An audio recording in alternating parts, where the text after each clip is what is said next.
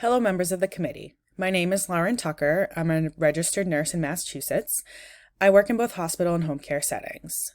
I'm representing Massachusetts General Hospital, All Care Hospice, and Regis College as a nurse practitioner student. I'm here today to express my support for Bill H. 4288, an act establishing a behavioral health trust fund and the Behavioral Health Advisory Commission.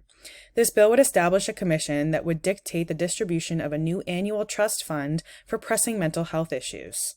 These funds would help with behavioral health workforce retention, the reduction of mental health disparities, and the expansion of mental health services to all.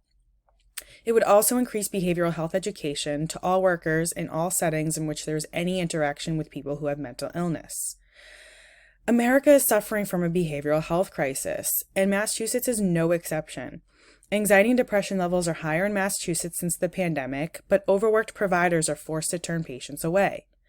Like many frontline healthcare workers, my own mental health was declining after fighting multiple COVID-19 surges.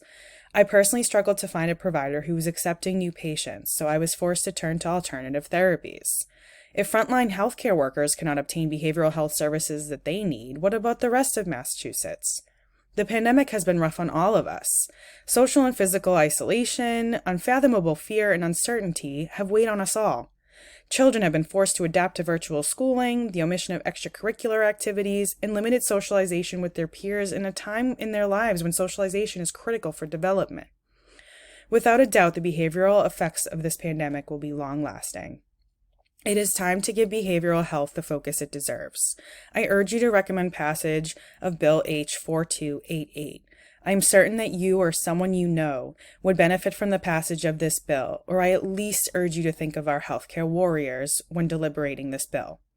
Thank you for your time and consideration today. I will now open the floor for any questions.